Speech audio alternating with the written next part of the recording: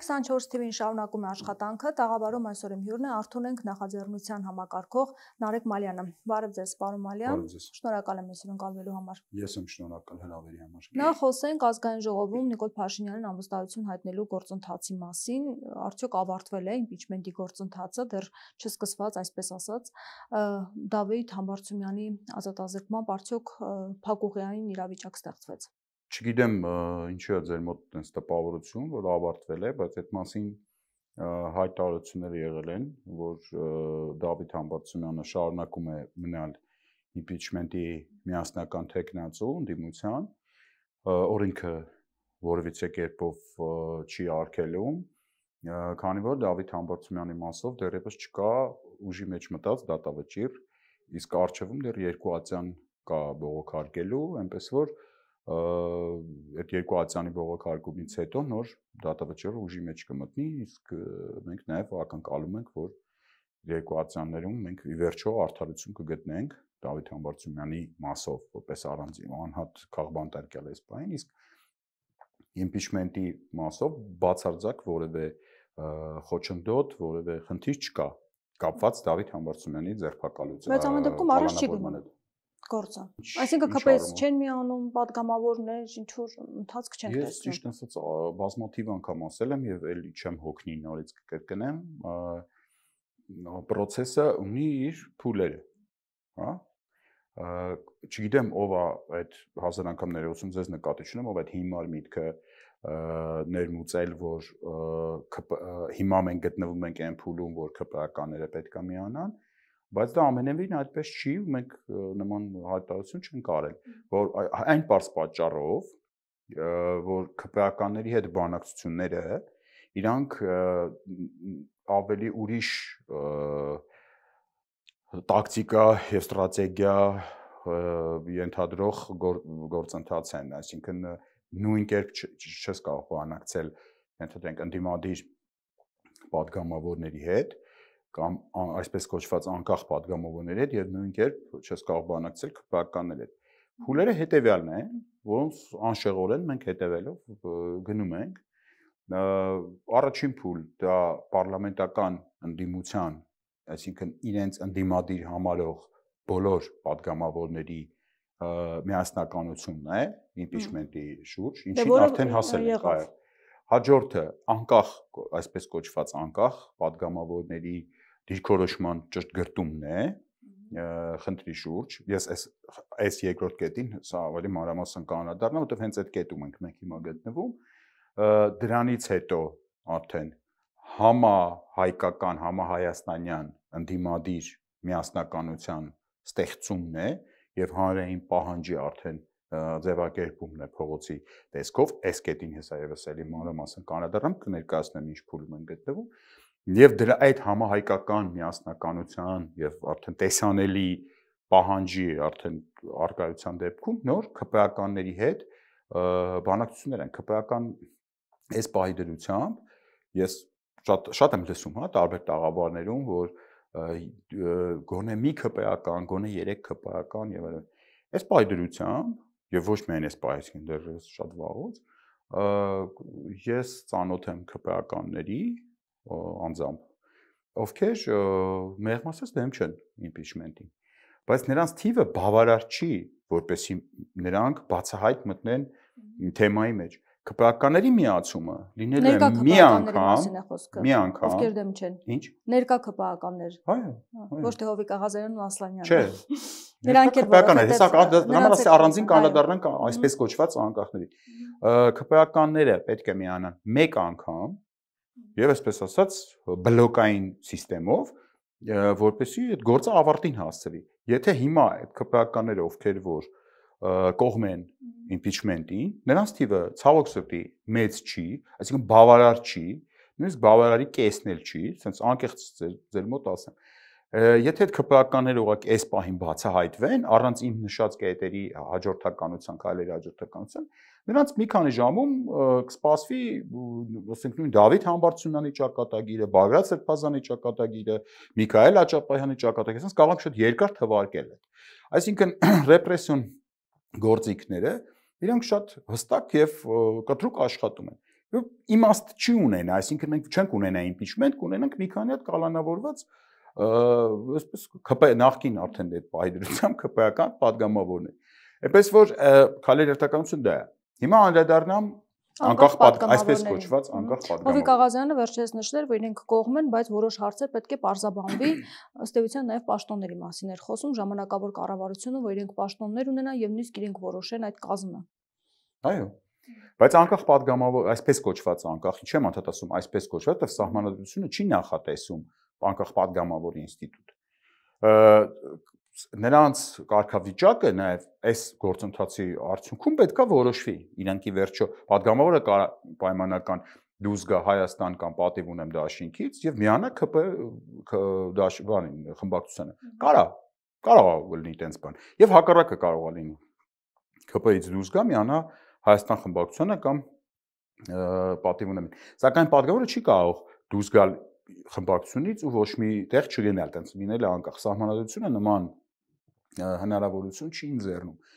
Մեր 4 այսպես կոչված անկախ падգամավորները շատ հետաքրքիր 4 падգամավորներ։ Նրանցից 2-ը ընդդիմացին են, այսինքն ընդդիմության մեջից ծնված են։ Խոսքը Գեգամ Նազարյանի եւ Իշխան Զաքարյանի մասին է։ Այսինքն 21 թվականի ընտրությունների ժամանակ նրանք խոստացել են հանրությանը, որ կգան պարլամենտ պայքարելու Նիկոլ Փաշինյանի իշխանության համար, այդ իսկ պատճառով ստացել են քվեներ, եկել են պարլամենտ եւ ես այստեղ կարող եմ արդեն պնդում անել, այս պահի դրությամբ եմ ասում, դրանք դավաճանել են իրենց ընտրողներին, խաբել են իրենց ընտրողներին եւ դուրս են եկել իրենց ընդդիմադիր խմբակցություններից եւ ըստ էության դարձել են իշխանության կամակատարները, խաբելով։ Հիմա մենք որպես հանրություն, մենք դա պետք է արձանագրենք, թե չէ, մենք դա պետք է արձանագրենք, որպես այդ նույն մարդիկ ամբողջ հաջորդիվ կյանքում ապրեն այդ բարոյական առաջին հերթին բեռով, որ իրանք հանդիսանում են Նիկոլ Փաշինյանի հանցակիցները, այս ամեն ինչը իրականացվում է մեր երկրի եւ պետականության դեմ, նաև իրենց ուղիղ անմիջական մեղավորության, հանցակցության արդյունք է 21 թվականից մինչև 25 թվականը։ Եվ նաև իրավական գործընթաց տեղ գոյություն ունի, որովհետև Նիկոլ Փաշինյանի հեռացումը impeachment-ի գործընթացը նաև ինչով է առանձնահատուկ, որ այստեղ կա նաև իրավական գործընթաց։ Մենք ոչ ես, ոչ Էդգար Ղազարյանը, մենք ոչ թե ասում ենք, որ ինչպես մնացած շատ տարբեր ընդդիմադիրներ հիմնական մասը ընդդիմադիրներ, ովքեր պաթոսային ինչ-որ դավաճան, տականք եւ այլն, այդ էլ ենք ասում, հա, երբ որ պաթոսի եւ էմոցիայի տեղ գալիս է, սակայն impeachment-ի գործընթացը մենք զերծ ենք պահում էմոցիոնալ ֆոնից եւ հստակ իրավական գործընթացի հետեւողական ենք լինում։ Այսինքն Էդգար Ղազարյանը նույնիսկ այսօր գնացել է, որպեսզի հանդիպի ԿՊ-ական падգամավորների հետ։ Արդեն 6 ամիս է այդ գործընթացը գնում է։ Բոլոր ԿՊ-ական падգամավորները, այսպես ասած, փախած են Էդգար Ղազարյանից։ Ինչի են փախած։ Եթե ոչ մի խնդիր չկա իրավական առումով, այդ դեպքում իրանք այդ խնդիրը չունեն։ Իսկ ինչն է խնդիրը, որ նա սուպեր ուժը Էդգար Ղազարյանի։ Էդգար Ղազարյանը իր հետ վերցնում է 2 փաստաթուղթ, ընդամենը Հայաստանի Հանրապետության սահմանադրությունը եւ Հայաստանի Հանրապետության կառավարության ծրագիրը, երկուսն էլ օրենքներ են, որոնք ընդունվել են ազգային ժողովով, իսկ սահմանադրությունը նաև հանրակրվեով։ Ինքը դնում է այդ երկուսը այդ ԿՊ-ականների սեղանին, եթե հանդիպի, էլի, որտեղ դրա համար են փախնում։ Ասում է, սա կառավարության ծրագիրն է, որը ունի օրենքի կարգավիճակ, այնքան լուրջ կարգավիճակ, որ եթե կառավարության ծրագրի համապատասխան քվեարկությամբ չի անցնում, ապա ազգային ժողովը ցրվում է։ Ինքը այդքան մեծ կարևորություն է տրվում իրան որպես օրենք։ Դուք ասել եք, էս։ Էս էլ սահմանադրությունն է, որ եթե կառավարության ծրագիրը չի իրականացվում, դուք պարտավոր եք կառավարությանը հետ կանչել։ Եվ տրամադրություն նախատեսում է հետ կանչի հստակ մեխանիզմ անվստահության ձևով։ Հիմա սա կառավարության ծրագիրն է, ցանկացած կետ կարող ենք մատներս դնել գյուղատնտեսությունից, մշակույթ, անվտանգությունից, ուղղակի այնքան է խոսվել, չեմ անդրադառնում, հա։ Դուք չեք արել։ Եվ դուք եք որպես ազգային ժողովի падգամավոր պատասխանատու կամ դուք բան եք անում, զավթում եք, օգնում եք Նիկոլ Փաշինյանին զավթել իշխանությունը, դուք եք պատասխանատու դրա համար։ Եվ հետեւաբար վաղը մյուսները չեք կարող ասել, դե մենք ինչ կարող ենք անել, մենք ուղղակի պատգամավորենք եւ այլն։ Ոչ, դուք եք օժտել Նիկոլ Փաշինյանի իշխանությամբ։ Նիկոլ Փաշինյանի իշխանությունը գտնվում է պարլամենտի շենքում։ Դա միֆ է, որ դա գտնվում է կառավարությունում, այն որ ժողովրդով տանում էին կառավարություն, դա միֆ է։ Հիմա եկ մյուս երկու պատգամավորների այսպես կոչված անկախ դա Հովիկ Աղազարյան եւ Հակոբ Ասլանյանն են։ Դրանք ընդդիմացին չեն, այսինքն ԿՊ-ական պատգամավորներ են, որոնք փոխվել են ԿՊ ֆրակցիայից, տարբեր հանգամանքների բերումով դրանց չեմ ուզում հիմա անդրադառնամ, բայց հետաքրքիրն է, որ նրանք էլ նախաձեռնել են իմպիչմենտի իրենց գործընթացը։ Այսինքն ըստ էության իրենք իմպիչմենտի գործընթացին դեմ չեն, չէ՞, կակ մինիմում։ Եվ եթե իրենց ուզածը, իրոք ուզածը Նիկոլ Փաշինյանին անվստահություն հայտնելն է, նշանակում է, որ նրանք պետքա կախվեն ցանկացած նման լայն հնարավորությունից։ Ինչը այս պահի դրությամբ, իմ տպավորությամբ կարելի ասել որոշակի առաջընթացի հույսեր տալիս է։ Անկախ նրանից Հովիկ Աղազարյանը ինչ քաղաքական պահանջների, չեմ ուզում առևտրի անունը տամ, որովհետև մի քիչ դա կարող է կոպիտ ընչի, բայց ամեն դեպքում մենք այս պայդրությամբ նաև ունենք իրանց կիսա համաձայնությունը, ասենց ասեմ, եւ կարելի է ենթադրել, եթե ես ճիշտ եմ հասկացել այդ հայտարարությունները, կարելի է ենթադրել, որ երբ որ բանը հասնի արդեն պարլամենտի հարտուղարություն մուտք անելու հարցին, նրանք խոչընդոտ չեն հանդիսանա, այսինքն նրանք իրենց ստորագրությունները կդնեն։ Այս պայդրությամբ, այսպես ժողովրդական լեզվով ասեմ, մենք ունենք 34 նաղդ ստորագրություն, 2 նիսյա ստորագրություն եւ 2 հոգի, որոնց տեսակետը պետքա ճշտգրտենք եւ հանրությանը հայտնենք, արդյոք նրանք Նիկոլի ծառաներն են, խոսքը կրկնում եմ Իշխան Զաքարյանի եւ Գեգամ Նազարյանի մասին է։ Թող իրանցից ցանկացած մը, օրինակ թող Գեգամ Նազարյանը էլի հայտարարես, ես Նիկոլի ծառան եմ, ես Նիկոլին օգնում եմ, որ ինքը մնա իշխանության, էլի խնդիր չի, հանրությունը իր գնահատականը կտա, բայց չի լինելու գոնե մեկ падգամավոր, որ այս գործընթացի շուրջ իր դիրքորոշումը մենք չիմանանք։ Մենք պետք է իմանանք, որովհետեւ վաղը դա անպայման գալու է։ Եթե նույնիսկ այս process-ը այսօր չհաջողվի, ոչ մի բան հավերժ չի։ Նիկոլ Փաշինյանից ավելի արունարբու բռնապետեր են հեռացվել իշխանությունից։ Այդ օրը, երբ որ գա, այդ օրը մենք ասենք, ընկեր ջան, դու օգնում ես, պահում ես Նիկոլ Փաշինյանի իշխանությունը, դու չէիր պահում։ Այդ ճշտգրտումը անպայման պետք է լինի, մենք չպետք է լուր բան անենք, համաձայնվենք այս վիճակի հետ եւ գլուխներս կախենք, համակերպվենք, որ սահմանադրությունը խախտվում է, որ հեյ իրանք ոտնահարում են սահմանադրությունը։ Բայց մենք ինչ, մենք արդեն համակերպվել ենք, որ մենք սահմանադրություն չունենք, մենք այդ խունտայի բանը քմահաճույքներով կամ Նիկոլ Փաշինյանի Facebook-յան կապրիզներով առաջնորդող խումբ ենք, այստեղ արդեն ցեղը անվանել էլ մի քիչ դժվար է, հասկանում եք։ Ամեն դեպքում Հովիկ Աղազարյանը իրատեսական է համարում, որ ԿՊ-ից կարող են միանալ։ Նա ասում է, որ դա նույնիսկ Փաշինյանի օգտին կարող է լինել, որովհետև նա կհեռանա այն առումով, որ ժամանակ կշահի Ադրբեջանի նախագահի մոտ եւ արդեն կառավարություն կստեղծվի, այդ կառավարությունն էլ արդեն կգնա ընտրություններին եւ Փաշինյանը մանևրելու նաեւ հնարավորություն կունենա, այսինքն ըստ էության նա ասում է, որ նաեւ արտաքին քաղաքական ճակատում կարող է Փաշինյանը հաջողության հասնել, այսինքն գոնե հետաձգել այն ինչ որ կա։ Հիմա եթե ինքը նախկին ԿՊ-ականը եւ իրատեսական է համարում այս գործընթացը, սրան փաստացի պետք է համատեղվի փողոցային պայքարը, որ իսկ ներեք ով անիրատեսական, ով անիրատեսական օրինակ ԿՊ-ից ասում են, որ մենք չենք միանա, նույնիսկ փորձում են ծաղրել եւ այլն։ Նորմալ է դա նորմալ է։ Ես որ ասացի ԿՊ-ականներ կան, ովքեր կողմ են իմպիչմենտին։ Ես այդ իմ իմացած ԿՊ-ականներին նույնիսկ տեսել եմ ծաղրելու բանում։ Այնտեղ ոնց է իրանք մեծ մի մաս կա ԿՊ-ական, իրանք նո համենայնպես տենց են ներկայացնում, իրանք գերու կարգավիճակում են։ Իրանք այս պայդրությամբ, եթե ԿՊ-ական падգամավորը ուզենա Նիկոլ Փաշինյանին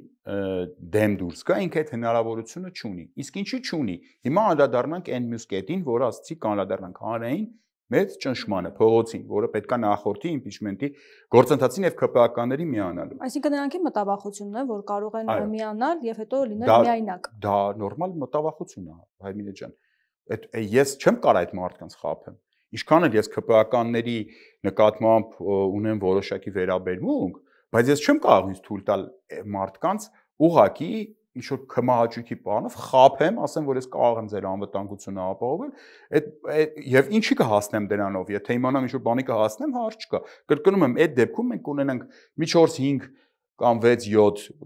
ձերբակալված ԿՊԱ-ական падգամավոր, որոնց տեղ արագ կլռացնի Նիկոլ Փաշինյանը, եւ վերջ չենք ունենա իշխանափոխություն։ Իմ նպատակը իշխանափոխությունն է, ոչ թե եւս 6 հատ կալանավոր ապահովելը Նիկոլ Փաշինյանին։ Ինչ պետք է, նախ ուզում եմ պատկերացնեք իրավիճակը։ Մի հատ ուզում եմ դուք այդ դասական քաղաքական պայքարի բանից, մուդից մի հատ դուրս նայեք այս ամեն ինչին։ Մենք ունենք մի հատ ֆրակցիա, որտեղ վստահ ձեզ ասում եմ, ոչ բոլորն են կիսում Նիկոլ Փաշինյանի հակաեկեղեցական արշավը։ Չեք կարող էլ ինձ համոզել, որ եկեք նույնիսկ վերանանք, որ պատկերացեք մենք կապ չունենք իրանց հետ, բայց sense ուղղակի վերլուծում ենք։ Ասենք 69 падգամավոր կա ԿՊԱ-ական։ Ուզում եք ասեք 69-ն էլ կիսում են Նիկոլ Փաշինյանի այս կատաղի կռիվը, կատաղի արշավը եկեղեցու դեմ, ես չեմ կարծում։ 69-ի մեջ կան մարդիկ, ովքեր որ հավատի քրիստոնեական զգացմունքներ որոշ չափով ունեն, մեկը մի քիչ շատ, մեկը մի քիչ քիչ։ 69-ի մեջ կան մարդիկ, ովքեր բայց կան մարդիկ, ովքեր մտածում որ դա եկեղեցու դեմ չի, կաթողիկոսի դեմ է։ Դուք այդ հավատացած են իրենք։ Չեմ կարծում, որ 69-ն էլ դրանում հավատացած են։ Հայտարարություններում Հայտարարությունները թողում ենք մի կողմ, էլ եկեք մի հատ այդ հրապարակային մասը թողենք։ Ես ներքին զգացողության մասն եմ ուզում իրականություն։ Այո։ Եվ այդպես տարբեր քայլեր կան, որոնց այդ 69-ից երկուսը սրան են դեմ, այն երկուսը նրան են դեմ, եւ նրանք ուղղակի բան չեն, հանդիսատես չեն այս ամեն ինչին։ Նրանք մասնակից են, նրանց ձեռքով է արվում այս ամեն ինչը, չէ՞։ Այսինքն այդ նույն կեղծ պատարակներին, այդ աղանդային հավաքներին իրանց էլ են չէ քաշ տալի։ Իրանց էլ են չէ SMS-ները գրում, ասում այս թեմայով ելեք հայհոյեք ամենայն հայոց կաթողիկոսին, եկեղեցուն եւ այլն։ Իրանք էլ են այդ մարդիկ կան, որոնք հավեսով են դա անում, դա էլ կա։ Մարդիկ կան, որոնք ուղղակի անում են անելու համար։ Մարդիկ կան, որոնք արդեն մանգալի դա չանելու։ Մարդիկ կան, ասում են, որ մենք ավելի շուտ ենք այդպես կարծում, ինչեւ Փաշինյանը ասաց։ Մարդիկ կան, որոնք ուզում են ցույց տան, այ բա տենց է։ Բա Հիտլերյան Գերմանիայում ո՞նց էր։ Տենց էր բոլորը, այդ ժամանակ տպավորությունը որ ամբողջ բոլոր գերմանացիները մինչև վերջին մարտը սա տարում են Ադոլֆ Հիտլերի քաղաքականությունը, բայց երբ որ Ադոլֆ Հիտլերը արդեն չկար, սկսած Նյուրնբերգյան դատավարությունից, բոլորը ասում էին մենք ինչ կարող ենք անել։ Նյուրնբերգյան դատավարության ժամանակ ամենաշատ հնչած խոսքը դա մենք ինչ կարող ենք անել։ Իրավիճակը այնպեսին էր, մեզ կսպանեին, մեզ կդատեին եւ այլն։ Այդ հիմա ինչ կարող ենք անելը մենք տալիս ենք, մենք այդ փրկողակը գցում ենք եւ ասում ենք եկեք բռնվեք այդ փրկողակից։ Մենք չանդրադարձանք համապատասխան միջավայր պետք է ձևավորվի։ Հենց դա ասում, մենք չանդրադարձանք այդ համապատասխան միջավայրին։ Հիմա պետք է արդեն անկախ падգամավորների փուլը փակելուց հետո պետք է ձևավորել այդ համահայկական ընդդիմադիր մեծ բլոկը, ընդ որում բոլորին էր գրավածում, ցանկացած ուժ, որ իրան համարում է ընդդիմադիր, ինքը պետք է իմ կարծիքով մասնակցություն ունենա այդ ամեն ինչին։ Եվ երբ որ մենք այդ կստեղծենք հակակշիռը Նիկոլ Փաշինյանի վախի կենտրոնի, հասկանում եք այդ գնալու տեղը ԿՊԱ-ականների այն падգամավորների համար, ովքեր որ իմպիչմենտին պոտենցիալ կմիանան։ Այդ ժամանակ մենք կտանք այդ հնարավորությունը, որ իրանք պոկվեն վատ տեղից եւ գան լավ տեղ, որտեղ հնարավորություն կունենան առաջինը իրենց մեղքերը քավելու, ամենակարևորը մասնակից չդառնալ այդ պղծություններին եւ այդ հայրենադավություններին, որին հիմա իրանք ուղիղ մասնակից են, եւ տեղ կունենան գնալու։ Էսա ամբողջ ծրագիրի իմպիչմենտի, որը ես պարզ բառացի ներկայացրեցի։ Հիմա այս ընթացքում մենք պետքա հնարավորինս շատ ընկերներ բարեկամներ ձեռք բերենք ընդդիմադիր դաշտի խաղացողների հետ։ Էսա փողոցային պայքար սկսելու համար, այսինքն ճնշումներ փողոցային, բայց դա պակաս բարդ process չէ։ Միգուցե ավելի բարդ, քան ԿՊ-ին համոզելը։ Մեզ թող մարդկանց հանել դուրս։ Դու կարծում ես։ Արդեն որերորդ պաշտպան փորձն է լինում, արժևում ընտրություններ, մարդիկ ասում են կգնանք ընտրություններով մեր կարծիքը կհայտնենք, ինչի դուրս գանք դուրս ժամանակ ծախսենք։ Ես երկընտրանքի առաջ եմ։ Դուք ասեք ոնց պատասխանեմ։ Առաջինը տարբերակ սկսեմ պատմել թե ինչի տապալվեցին այդ նախորդ շարժումները եւ վերհանել սխալները։ Երկրորդ տարբերակ ձեզ բացատրեմ, այսինքն հանրությանը բացատրեմ ձեր միջոցով, թե ինչ հնարավորություններ կան իրական փողոցային պայքար ստեղծելու համար, ասեք ոնց պատասխանեմ, պատասխանեմ։ Ինչ հնարավորություններ կան։ Ահա, եկեք, որովհետև շատ ենք քլնգել ընդդիմությանը, հիմա հնարավորություններից խոսենք։ Նայեք, այս պայդրությամբ մենք ես ձեզ ասացի, չէ՞, մենք ունենք 34 նախտ, 36 եւս 2 նիսյա ստորագրություն, որոնք ամեն վարքյան կարան միանան։ Նայեք, ցանկացած այսպես կոչված տրիգեր, շատ չարչրկված բառ եմ, հա, օգտագործում, առիթ հանրային փողոց գեներացնելու, իսկ դրանք Նիկոլ Փաշինյանը տալիս է անընդհատ։ Դա կարա լինի մի հատ կայծ, որից բռնկվի մի հատ մեծ հրդեհ, ամբողջ աշխարհում տենց է եղել։ Նայեք, մինչև այս թղթի գոյությունը 34 ստորագրությունով այդ կայծը, այդ հրդեհը ոչ միտեղ չտանող հրդեհ, ինքը այսպես կոչված պաժարնիկների լեզվով ասեմ, լոկալիզացված կրակ էր։ Այսինքն ինքը sense կվառվեր ինչ որ մի հատ շրջանակի մեջ հրդեհ, որը կվառվեր ու մարեր։ Դա լոկալիզացված էր։ Ոչ մի բան չուներ ան, ժողովուրդը ենթադրենք, պատկերացրեք, այս եկեղեցական հակաեկեղեցական արշավի ջղայնացած դուրս գար փողոց, ինչը ենթադրենք եղավ հունիսին, երբ որ չկար այդ 34 ստորագրությունը, հիշում եք Միքայել Աջապահյանի ձերբակալության օրերին եղավ, չէ՞։ Բայց այդ նույն ժողովուրդը, որը դուրս եկավ փողոց, թեկուզ այդ պահին քիչ քանակությամբ, ինքը իր բողոքը, իր դուրս գալը ռեալիզացնելու, իշխանափոխությունը իրականացնելու ոչ մի տեղ եւ հնարավորություն չուներ։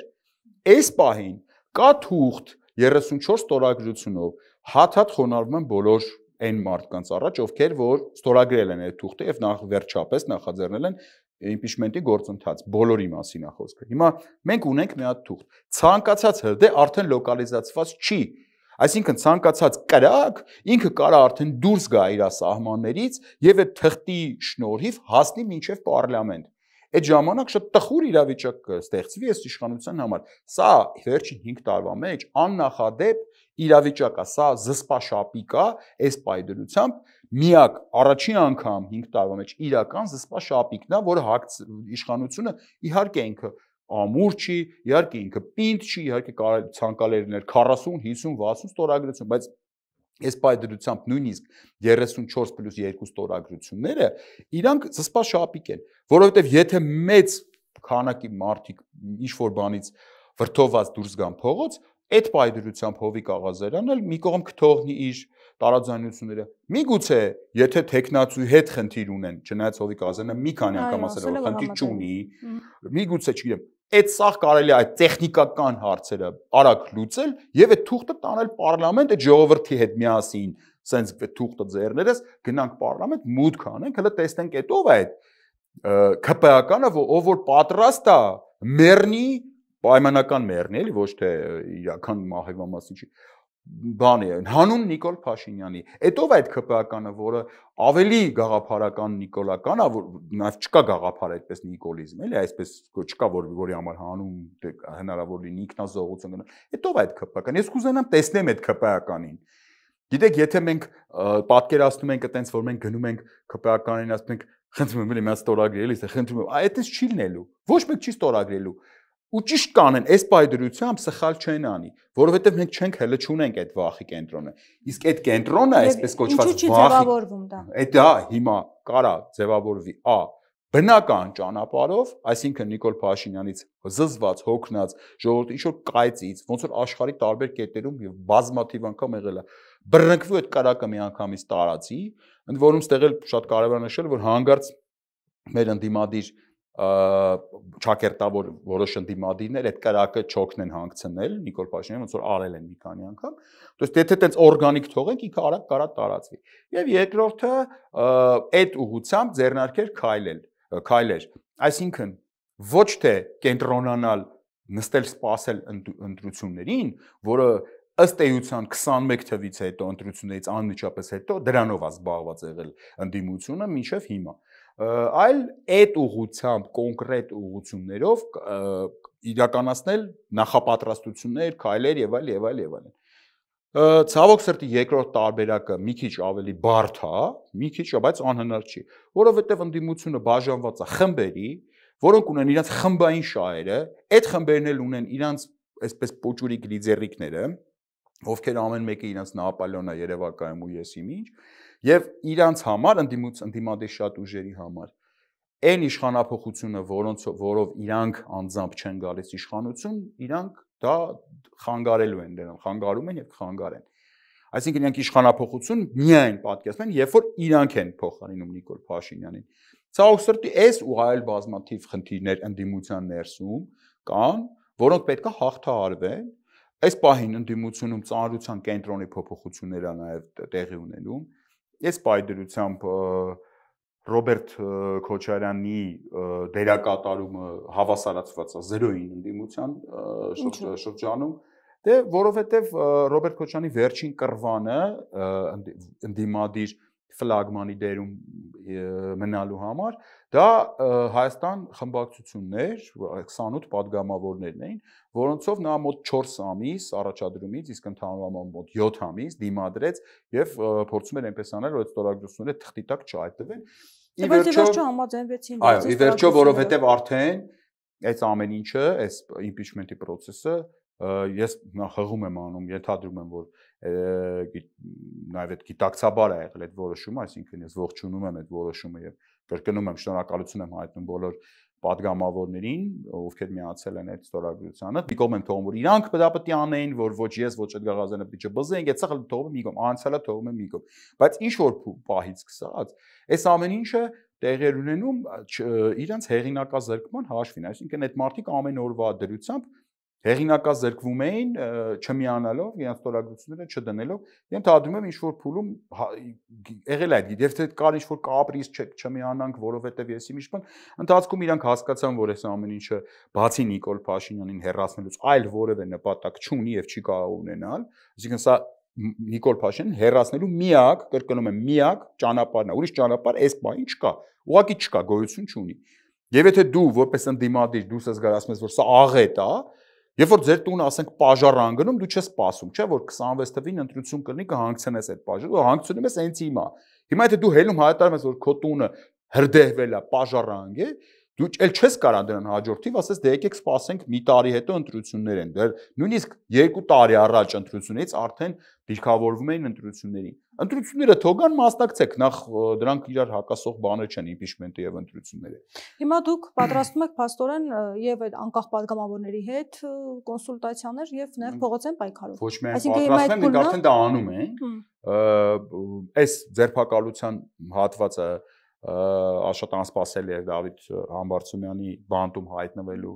գործընթացը ազատություն է մաղթում Դավիթ Համբարձումյանին եւ ուժ եւ կամք է մաղթում նրա հարազատներին, ընտանիքին, բայց այս գործընթացը մեզ մի փոքր այսպես ռիթմից ուղղակի մի շաբաթվա երևի կտրվածքով մեզ գցեց, թե դրանից առաջ եւ թե արդեն հիմա նորից այդ գործընթացը շարունակվում է։ Կրկնում եմ, չի լինելու, այս եթերից հայտարարում եմ, ուրեմն մենք պետք է իմանանք պարտադիր Իշխան Զաքարյանի տեսակետը ինքը Նիկոլի ծառայա, թե Նիկոլին ծառա չի, այդ բաղով։ Գեգամ Նազարյանի տեսակետը անվանական եմ ասում, Նիկոլի ծառայա, թե Նիկոլի ծառա չի, Հովիկ Աղազարյանի տեսակետը Նիկոլի ծառայա թե չէ եւ Հակոբ Ասլանյանի տեսակետը Նիկոլի ծառայա թե չէ, այդ երկուսինը արդեն ինչ որ կիսով չափ ունենք, որովհետեւ իրանք արդեն նախաձեռնել են, ինչ որ առումով նաեւ քաղաքական կոնսուլտացիաների մեջ են, հիմա դա նշանակում է իրենց մասով գոնե մի փոքր Գեգամ Նազարյանն ասել է, որ չի միանալու։ Դա էլ է տեսակետը, Էմինե ջան։ Ավել դե Իշխան Զաքարյանն էլ կարող է հայտարարել, ասի ես Նիկոլի ծառա եմ, ես կիսում եմ, հանցակցում եմ Նիկոլ Փաշինյանին, Գեգամ Նազարյանը հայտարարել է, չէ՞ որ ինքը ամբողջությամբ սատարում է Նիկոլ Փաշինյանին, այդ դեպքում իհարկե հարց է առաջանում, ոնց ինքը իր զավակի հարցը այսպես շահարկելով լուսահոգի զավակի հարցը շահարկելով եկավ հասավ падգամավորական կարգավիճակի, դա բարոյական արդեն հարց է, դա մեզ այս պահին չի հետաքրքրում, բայց դա արդեն ոնց որ տենց ամբողջ կյանքի համար բան է։ Չեմ կարծում, որ Իշխան Զաքարյանը նույն տեսակետին է, ինչ որ Գեգամ Նազարյանը։ Ըստ չեմ ուզում տենց կարծեմ, հա։ Ես կարծում եմ, որ չի կարող այնպես լինել, որ Իշխան Զաքարյանը հայտարարի, որ այո, ես Նիկոլի ծառան եմ, ես Նիկոլ Փաշինյանին իշխանության զավթելուն մասնակից եմ, հանցակից եմ եկեղեցու հարձակումներին եւ այլն։ Ես լիահույս եմ, որ մենք այդ օրվան չենք հասնի։ Բայց եթե նույնիսկ հասնենք, մենք դա կարծանագրենք, կներեք, այս բարի մեջ ոչ մեկ անմասն չի մնալու, ոչ մեկ կներեք մաքուր չի մնալու։ Մաքուր մնալու մի ձև կա, հստակ արտահայտել քո տեսակետը։ 28 6 падգամավոր հելան ասեցին, որ մենք impeachment ենք նախաձեռնում, մենք իմացանք իրենց տեսակետը, 28 падգամավոր միացան այդ բանը, մենք իմացանք իրենց տեսակետը։ Եվս մի падգամավոր ասելա, չէ՞ Գեգամ Նազարյանը, որ ինքը Նիկոլի ծառա է, օքեյ, մենք իմացանք իր տեսակետը։ Տեսակետները երկուսն են։ Հիմա մենք պետքա մենք ասելով բոլորս, դուք, ես, այդ 34 падգամավորը, մենք պետքա այդ բոլոր մնացած падգամավորներին, ովքեր մանդատ ունեն այս գործընթացը անելու, գնանք, չթողենք հանգիստ ապրեն, ասենք դավայց հնարավոր համարում եք փողոցային պայքար սկսելը, մարդկանց հավաքելը։ Կներեք, մի բան ասեմ ձեզ, հա, իհարկե անհնար ինչի։ Ես չեմ կիսում ձեր բանը, ես հասկանում եմ, ես հասկանում եմ ձեր տխուր տրամադրությունները, ես էլ մարդ եմ, ես էլ եմ այդ դրանք ապրում, հասկանում եք, ես էլ եմ այդ հուսահատության մեկ-մեկ ընկնում այդ բանի մեջ, բայց դա շատ կարճ է տևում։ Մի հատ ձեզ բան ասեմ, Բագրատ Սրբազանը, երբ որ Սրբազան պայքարը սկսեց, չէ՞, ինչքան մարդ դուս եկավ փողոց։ Շատ։ Ահագին շատ, չէ՞, ես բանտում այդ ժամանակ, բայց ես հետո նայեցի կադրերը, ահռելի քանակի ժողովուրդ է դուս եկել, չէ՞։ Հիմա ինչ եղան այդ ժողովուրդը։ Կարող է արտագաղթեցին, կարող է դարձան նիկոլական, կարող է կներեք մեռան այդ մարդիկ, չէ, կան այդ մարդիկ, հականիկոլական են եւ ապրում են Հայաստանում։ Հետևաբար, երբ որ դու ճիշտ առաջարկ ներկայացնես, իսկ Բագրատ Սրբազանին ասել եմ, կասեմ ու անընդհատ կասեմ, հաջողվեց առաջարկը իր նաեւ խարիզմայի եւ այլ բաների շնորհիվ ճիշտ ներկայացնել եւ ստանալ արձագանք հանրությանը։ Հիմա եթե դա հաջողվել է Բագրատ Սրբազանին, ինչի՞ չհաջողվի այլ մարդու, որը ոչ թե խափում է, ոչ թե եկել է մանդատի հարցը լուծում, ոչ թե ընտրությունների ցուցակի կռիվ է անում հիմա, այլ Էդգար Ղազարյանի նման ազնիվ մարդու, լավ, ինձ չասեմ, հա, Էդգար Ղազարյանի նման ազնիվ մարդու, որ տառապում է, էլի այդ մարդը իրոք բան ալնում, ասենք, կոտորվում է այս հարցի շուրջ, համառությամբ գնում է քայլ-քայլ առաջ։ Ասենք ինչի՞ պիտի չհաջողվի։ Ինչ ինքը չի կարա, կամ ես չեմ կարող, կամ այսօրվա 34 падգամավորներից յուրաքանչյուրը ինչի չի կարող մի հատ անկեղծ այնպիսի առաջարկ անի, որ այդ հանրությունը, որը կա, որը Հայաստանում է, որը հականիկոլական է, միասին դուրս գա փողոց, ասեմ, եթե դու մարդկանց առաջարկում ես գործողություն, արդյունք, ոչ թե ուղղակի եկեք հավաքվենք, ես կխոսամ, թե ինչքան վատնա Նիկոլը, այդ ժամանակ արձագանքը լինելու է մեծ, շատ մեծ։ Եվ եթե դա չլինի այդ առաջարկը, հանրությունը ինքն է փնտրելու այդ առաջարկը։ Դա իմ ասած այն կայծի տրիգերի տարբերակն է, որ հանրությունը ինքը ողողում է փողոցների եւ ինքն է լիդեր փնտրում։ Եվ այսօրվա լիդերները իրանք մտածելու բան ունեն, որտեղ այն ժամանակ, երբ որ հանրությունը ինքնաբուխ ողողի փողոցները, ինքը լիդեր չի գտնելու այսօրվա լիդերների ցանկից։ Իրանք բոլորը դառնալու են դիսկվալիֆիկացված առաջնորդներ, որոնք չկարողացան հանրությանը հանեն եւ հանրությունը ստիպված ինքը ելավ փողոց ու ինքը սկսեց փնտրել լիդերներ։ Սա այս խնդիրն էլ կա, որ ես կուզենայի նաեւ իմանան մեր այսօրվա անդիմադիր առաջնորդները։ Խոսենք նաև Սերժ Սարգսյանի հարցազրույցից, բավականին ծավալուն հարցազրույց էր, որին հաջորդեց իշխանության կողմից հայտարարություններ եւ Փաշինյանը շաբաթ առավոտյան մոռացել էր սրտիկների մասին, երաժշտություն լսելու մասին վիդեոները եւ հակադարձում էր Սերժ Սարգսյանին, ասում է նախ այն հայտարարությանը, որ 2019 թվականին առաջարկ է ներկայացվել, որը Փաշինյանը մերժել է, ասում է դա սկանավորում եք, միջև տարվա վերջ կներկայացնենք եւ բացի այդ նաև Սերժ Սարգսյանը մեկ տեղեկություն հաղորդեց, որ ըստ էության Նիկոլ Փաշինյանին փոխվարչապետ լինելու առաջարկ է արվել, բայց ինքը չի արել այդ առաջարկը 2018 թվականին, երբ եռում էր փողոցը եւ նա ասում է ըստ էության այդ առաջարկը արվում էր, որպեսզի փողոցը հանդարտեցվեր։ Այս մասով ինչ կասեք։ Սերժ Սարգսյանի 7 ժամ շուրջ տևած հարցազրույցից ես երկու դրվագ կառանձնացնեի, որոնք ըստ էության շոկային դրվագներ էին։ Ու իմ համար չամանեն դեպս ես այդ մասին որոշակի տեղեկություններ ունեի, նույնիսկ մարտ ամսին այդ նույն բանով բովանդակությամբ լայվ եմ արել Բերլին քաղաքից, որը կա պահպանված է։ Առաջինը դա իմ կարծիքով ամենակարևոր իմ կարծիքով եմ ասում, 7 ժամը իրոք հետաքրքիր է։ Տարբեր մանրամասներ կար Արցախյան առաջին պատերազմի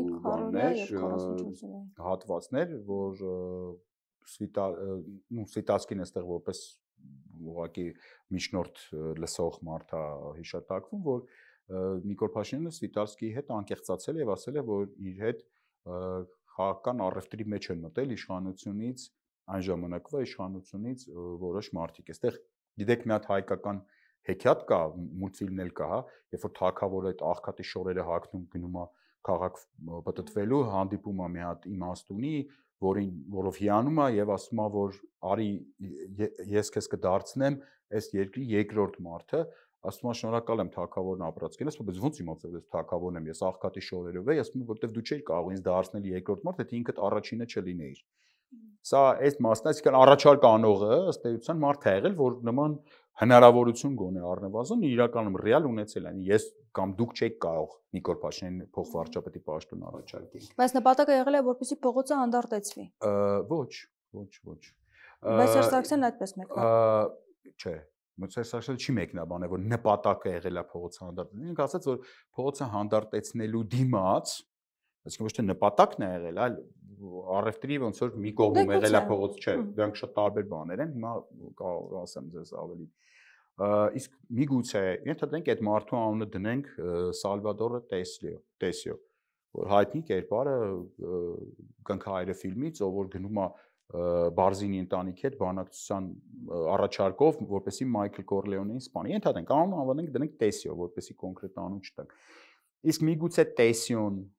այսինքն մարդը, ով որ Նիկոլ Փաշինյանի առևտրի մեջ է, շուրջ 2 տարի ֆինանսավորում էր Նիկոլ Փաշինյանին։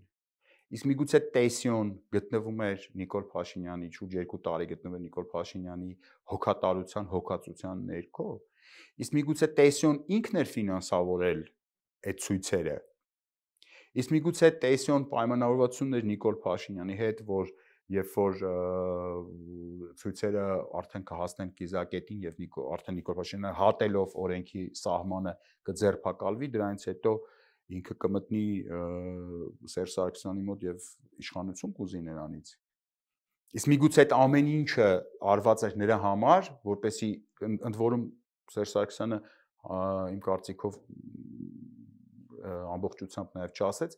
միգուցե Տեսիոն սկզբում Նիկոլի հետ պայմանավորվել էր ազգային ժողովի նախագահի պաշտոնի վրա, հետո երբ որ արդեն ցույցերի այսպես կիզակետում, երբ որ եղավ այդ ամեն ինչը փորձում էր պաշտոնի բանը բարձրացնել դեպի փոխվարչապետ, իսկ միգուցե Սերժ Սարգսյանը Տեսիոին մի քանի անգամ զգուշացրել էր, որ Նիկոլ Փաշինյանը գցող է, որ դու վտանգավոր խաղի մեջ ես մտել, որ քեզ վերջում կգցի։ Միգուցե, ես չգիտեմ զգուշացրել էր թե չէ։ Միգուցե այդ ամեն ինչից հետո Տեսիոն ինքը կազմակերպեց, ֆինանսավորեց Նիկոլ Փաշինյանի ցույցերը, մարդաքանակով ապահովեց այդ ցույցերը սկզբնական շրջանում եւ նաեւ ձերբակալությունից հետո, որպեսի իր վերցնի իշխանությունը Հայաստանում եւ դա չստացվեց իր մոտ։ Միգուցե այս ամբողջ ֆիլմի մեջ գծվածը Տեսիոն է։ Հասկանում եք։ Այսինքն Նիկոլ Փաշինյանը գծեց Տեսիոին, խաղացրեց, օգտվեց Տեսիոյի ոչ հերրահար մտածելակերպի վրա ստավկա արեց ու վերջում գլխին տալով բամփեց ձեռեց վերցեց իշխանությունը։ Չէ՞ որ Նիկոլ Փաշինյանին ձերբակալել էր Սերժ Սարգսյանը, հիշում եք այդ մասին։ Այո։ Այսինքն որ ասում են ինչու չձերբակալվեց Նիկոլ Փաշինյանը ձերբակալված էր։ Կոնկրետ իշխանության կողմից արդեն չգիտեմ, որոշ գնահատականներով մի քիչ հապաղելով կամ չհապաղելով, որտեվ անիշ է որ ամեն մեկը ով ելներ մի հատ պլակատ բայր, ոնց որ հիմա է ի դեպ։ Դες բռնեին տանեին միանգամից փագեին, հա։ Դե բայց միգուցե առաջարկ ընդուներ եւ փոխվարչապետ լիներ եւ չլիներ հեղափոխություն։ Ընդունեց։ Դե չընդունեց, այո, որովհետեւ արդեն իր օգտին էր։ Ի սկզբանե Նիկոլ Փաշինյանը Տեսիոյի առաջարկը հակված չէր ընդունել։ Ի սկզբանե օգտագործում էր Տեսիոյին, ինչի մասին բազմաթիվ անգամ այդ նույն Տեսիոյին զգուշացվել է։ Ամեն դեպքում Սերժ Սարգսյանն ասում է, որ Փաշինյանին չի պարտվել, այլ արտաքին ուժերին եւ նաեւ Սերժ Սարգսյանը խոսեց, որ Սվիտալսկին փաստացի չի շնորհավորել իր ընտրվելը եւ մի քանի օր ուշացնում էր Սվիտալսկին, այլ Եվրամիության երկրների ղեկավարները շնորհավորել են Սվիտալսկին, այդ շնորհավորությունը վերցրել է ու չի ինքնագլուխ որոշել է չփոխանցի։ Սա այս դրա մասին խոսեց։ Այսինքն ըստ էության վերաբերմունքի հարց կար, արտաքին աջակցություն ամեն դեպքում Փաշինյանը ունեցել է այդ ժամանակ։ Սխալ է այդ ձևակերպել վերաբերմունքի հարց, դա ավելի շուտ քաղաքականություն է, քան վերաբերմունք։ Նպատակ, այսինքն որ հեղափոխություն լինի, քաղաքականություն է, այսինքն նշել որ Սվիտալսկին Սերժ Սարգսյանը ասեն քիթը դուր չէր գալիս եւ ինքը որոշեց որ ես տենց չի։ Այստեղ կա Վերաբերմունք հեղափոխություն անելու հետ կապված, այսինքն աջակցում էր Փաշինյանին։ Այսինքն դրա գաղտնիքը որ արևմուտքը Դե դա եմ ասում։ Այսինքն այդ աջակցությունը վայրի լիբերալիստական, այդ ֆաշիստական ցանցը ամբողջությամբ Նիկոլ Փաշինյանին աջակցել է, դա բան չի։ Բայց ինքը այդ նույն տեսիոին ոնց հաղթեց։ Նույն այդ փուլերը ոնց հաղթարեց, ոնց էին կարողանում մարտականակը փողոցում պահին։ Այդ եղանակով ցանցեր էին միացել, ընդ որում ոչ միայն արևմտյան ցանցերի մասին չի խոսքը։ Գիտեք, նայեք, անդադ բերվում է Վրաստանի օրինակը, Վրաստանում այս վերջերս իշխանությունը արևմուտքին ատպոր տվեց, հա, ու վռնդեց, հա, նույն ձևի ցույցեր էին, եթե վերցնենք իդենտիկ արևմտյան ցանցերը ցույց են անում վրացական իշխանության, հիմա անում է վրացական իշխանության դեմ, ինչու՞ արևմուտքը կատաղի պայքար է տանում վրացական իշխանությունը, բայց վրացական իշխանությունը սենց ամուր պինդ կռիվ է տալի դրա դեմ։ Այդ օրինակ բերողները մի քիչ կամ երեսպաշտություն են անում, կամ երևի այդքան էլ չեն խորա նայել այդ ամեն ինչը։ Վրացական իշխանությանը աջակցումը գոնե չեզոք աջակցությունն է տալի կամ երբեմն նաև ռուսական կենտրոնները, Ռուսաստանը իր քաղաքական վերնախավով, իսկ Սերժ Սարգսյանին 2018 թվականին չկար որևէ աշխարհակաղակական կենտրոն, ով կսատարեր։ Նայեք, ցույց ցրելը ինքը խնդիր չի ոչ մի իշխանության համար, բացարձակ աշխարհի ոչ մի իշխանության համար երբեք խնդիր չի ցույց ցրելը, անկախ է ցույցի քանակից։ Մարսելն է այստեղ դժվար։ Մարսել միջազգային արձագանքների տեսքով։ Եթե դու գոնե մեկ հատ պարտներ ունես միջազգային կենտրոններից, որի օգնությամբ դու կարաս հաղթահարես այդ ցույց ցրելու գործընթացը, դու կարող ես դա անել, բայց եթե չունես որևիցե պարտներ, այսինքն դու ցույց ցրելուց հետո շատ գեղեցիկ ցածկով կհայտնվես Հաագայի դատարանում։ Ոնց որ ասենք տարբեր մարդիկ են հայտնվել։ Այդ Հաագայի դատարանում հայտնվողները հո ամենավատները չեն։ Հաագայի դատարանում հայտնվողները նրանք են, ովքեր չունենալով աշխարհակաղակական աջակցություն փորձել են այդ հեղափոխական էյֆորիայի հեղափոխական այդ դրսևորումների դեմ իրենց երկրներում պայքարել։ Հետևաբար իրավիճակը տարբեր է Սերժ Սարգսյանի կողքին այդ պահին բացարձակ որևէ իրական տեսանելի քաղաքական աջակցություն չկար արտաքին աշխարհից։ Իսկ դա նշանակում էր, որ այդ պահին ցույց ցրելը ընդամենը մի քանի ամսով նախ կհետաձգեր, ընդամենը մի քանի ամսով կհետաձգեր այս գործընթացները, որոնք կոչվում են իրանք հեղափոխություն, հաջորդ հեղափոխությունը ճակերտավոր կլիներ ավելի մեծ արյունալի եւ ավելի վերջնական ընդ որում։ Եթե տենց այդ փուլը թողենք հաջորդին, եթե այդ հաջորդի ժամանակ իրական արյուն լիներ, ինչը տենչում էին հեղափոխականները, այդ արյունը ինքը հեղափոխությունները ամրապնդող նյութն է։ Հասկանում եք, նույն Ուկրաինայում, երբ որ արյունով եղավ այդ իրենց նեբեսնե սոտնյա, երբ որ այդ 100 հոգի, 117 իրականում մարդ մեռավ այդ ցույցերի ժամանակ, իրանք մինչև հիմա այդ 117 հոգով լրացնում են, շատ կոշտ լրացնում են իրենց ընդդիմախոսներից յուրաքանչյուրին, ով որ թե հարց կտակ, ասի, միլիոնավոր մարդ մեռավ էս ձեր պատճառով էս պատճառով, ասում, բայց դուք դավաճանում եք այս 110 անմեղ արյունը, որ հեղափոխությունը բանսես բաներ։ Իրանք Նիկոլ Փաշինյանը չուներ իր նեբեսնե սոտնյան։ Իր այսպես կոչված հեղափոխությունը եղավ անարյուն եւ անարյուն եղավ բացառապես իշխանության բանով իշխանության շնորհիվ,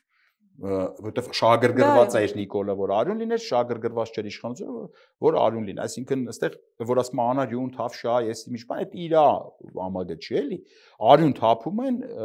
Հիմա այդ նույն ուժերը պաշտպանում են Փաշինյանին, այս դեպքում ինչպես է լինելու իշխանապողություն, եւ Փաշինյանը փաստորեն ազատ է նաեւ ուժի գործիքներին դիմելու եւ ըստ էության չի ազատանա պաշտպանում են եւ ես չի ասի որ նույն ինտենսիվությամբ են պաշտպանում։ Կարծում եք աջակցություն չունի արևմուտքից։ Ձեզ ասեմ, Լևինե ջան, ցանկացած բռնապետ կարա մնա երկու դեպքում միշտ ընդ որում երկար փոխի ժառանգաբար տա այդ իշխանությունը։ Երկու դեպքում եթե ունի միջուկային զենք այդ երկիրը եւ եթե ունի նավթ։ Ըստ էության երկուսը եթե կպցնենք իրար կոչվում է եթե ունի երկարաժամկետ աշխարհակաղակական շահեր։ Նավթն էլ միջուկային զենքն իրանք տարբեր գործիքներ են աշխարհակաղական։ Եվ մի հատ կես հատ տարբերակ կա, եթե ունի այդ բռնապետի հետ իրանք ունեն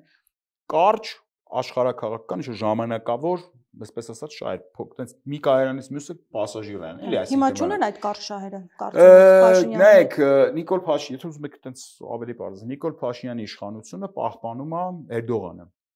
Այդ նրա իշխանության պահապանը Էրդողանն է։ Ուղիղ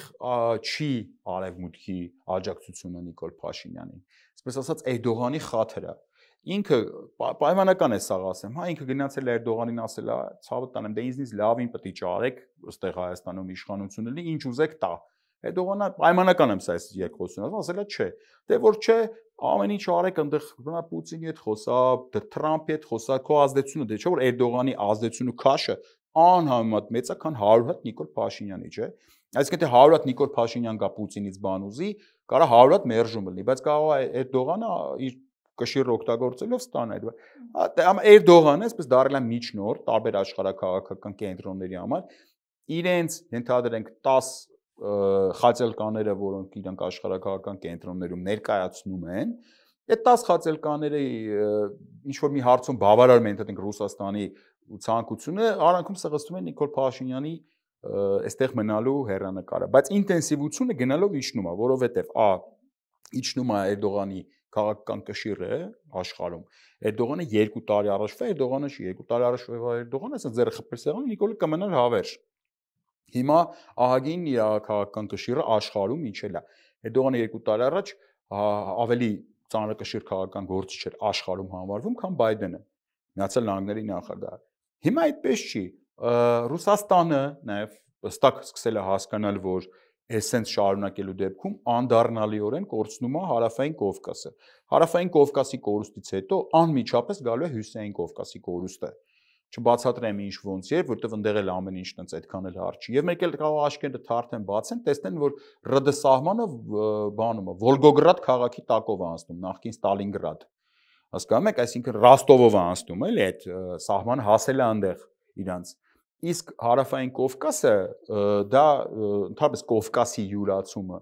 դա ես չեմ ասել, պատմաբաններ են բազմաթիվ անգամ ասել, որ Ռուսաստանը ամենաշատ զոհերը, ամենամեծ զրկանքները, զոհերը մարդկային տվել է Կովկասի յուրացման, այսպես ասեմ, ժամանակահատվածում։ Եվ հետևաբար չեմ կարծում, որ Ռուսաստանը կարա շատ երկար, այսպես կողից նայի, թե Նիկոլ Փաշինյանը ոնց է Հայաստանը տանում Թուրքիայի գիրկը։ Դա չի կարող լինել։ Ես այս աշխարհակաղակական բան է։ Մեր խնդիրն է, մեր հայերի խնդիրն է։ Ստեղ է դիմադրության օջախը վառ պահել, ստեղծել են քաղաքական առաջարկները կամ պայքարի իրական ռեալը ոչ թե այդ բաները, էլի այդ ուղղակի փողոցային այդ էքսկուրսիաները։ Բայց օրինակ հիմա ինչ որ կատարվում է արդյոք այդ տրիգերը չէ,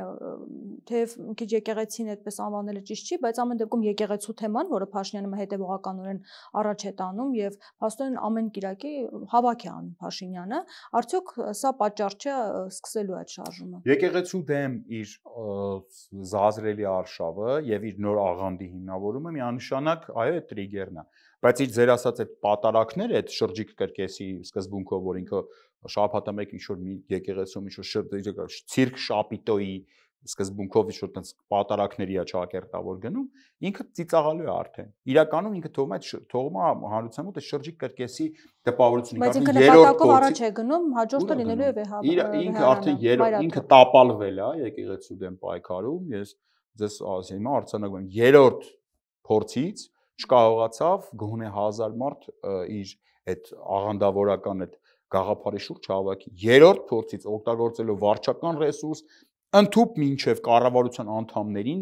բերման ենթարկելով դրանցից մեծ մասը նույնիսկ աթեիստ են, ավետարանչական են, բանը սաղին են, որ ով կա չկա են, որ սաղին բերեց, բայց 1000 մարդ չկարողացավ։ Բայց դա իրենք աշկանդելու է, որ գնա մայրաթոռ եւ պահանջի, որպեսզի վեհապանը հեռանա։ Այդ 400 հոգով ավելի քիչ մարդ առնելու, չէ, չեմ կարծում։ Չեմ կարծում,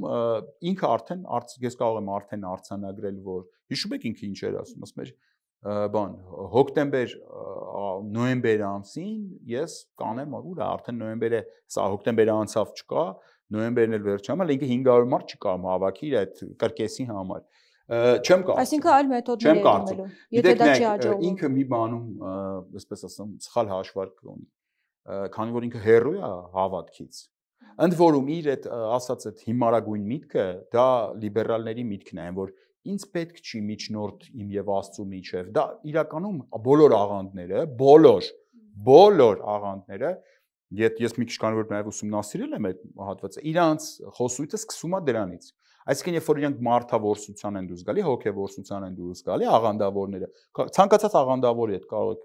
իրանք առաջին են ասում, ձեզ պետք չի միջնորդ ձեր եւ Աստծո միջև, բան, այդ իրանց այդպես ասած կրուչոքն է։ Դա 16-րդ դարում Ջոն Լոքը, երբ որ լիբերալիզմը հիմնադրեց, առաջի պոստուլատը, առաջի սկզբում ինքը ոչ թե լիբերալ քաղաքական ուղղությունն էր հիմնադրում, ինքը սկսեց կրոնական լիբերալիզմից։ Դա պայքար էր այն ժամանակ ավանդական կաթոլիկ եկեղեցու դեմ, դրա հիման վրա ստեղծվեց բողոքական եկեղեցին, դրանից առանձնացավ ավետարանչականը, դրանից առանձնացան խարիզմատիկ աղանդները, կյանքի խոսք եւ այլն այդ բաներ, հոգեգալստականներ եւ այլն, այսինքն ինքը հստակ վերցրել աղանդավորական խոսույթ, մի կողմ եմ թողում հələ որ այդ հարցակումները, ինքը այդ աղանդավորական խոսույթի շուրջ ուզում է համախմբի ինչ-որ մարդկանց, գիտեք, մարդիկ իրանց ողնաշարով, միգուցե նաև հստակ աստվածաբանական գիտելիքներ կարողա չունեն, բայց իրանց ողնաշարով զգում են, տեսնում են, որ այս ամեն ինչը սատանայական, աղանդավորական գործընթաց է։ Այսինքն իրանք սա այն կետն է, որտեղ դու չես կարող, գիտեք, մարդիկ կարան ձևացնեն, ու շատ անգամ է եղել բռնապետական երկրներում, որ իրենք ձևացրել են, որ իրանք համամիտ են, համակարծիք են։ Բայց հիմա դուք կարծում եք մարդկանց սակավությունը խանգարելու է Փաշինյանին, որ գնա մայրաթոր։ Ներքուստ իրանք մնալու են հավատացել։ Ինչ սակավությունը մարդկանց կամ ոչ այն թիվը, ինչը իրենք սպասում են, ամեն դեպքում խանգարելու է գնան։ Եվ հետո գիտեք ինչ, թե ենթադրենք նույնիսկ հավաքեց, ենթա չի լինելու դենց բան, բայց ենթադրենք չէ հավաքեց ինչ-որ X քանակի մոտ գնաց, ինչ պետք է անի։ Իր գործիքակազմը ո՞րն է։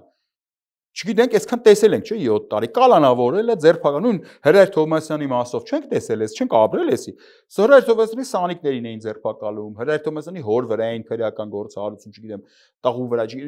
բարեկամների վրա էին տանում բան։ Հետո Հրայր Թովմասյանը մնաց պինդ իր դիրքի վրա,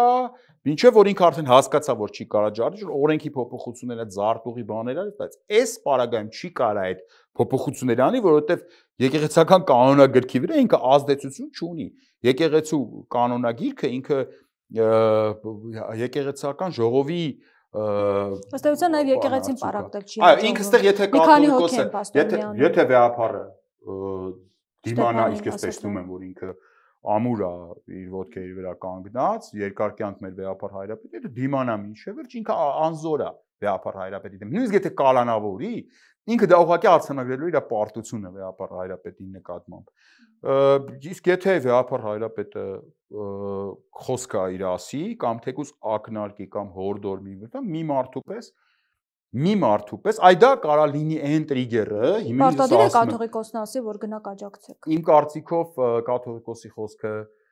նախ միշտ կարևոր է լսել, միշտ բոլոր հանգամանքներում, իսկ այս հանգամանքում հատկապես կարևոր է, որովհետև գիտեք, Հերմինե ջան, ես իմ պատկերացումները ունեմ, թե ոնց է պետք պայքարել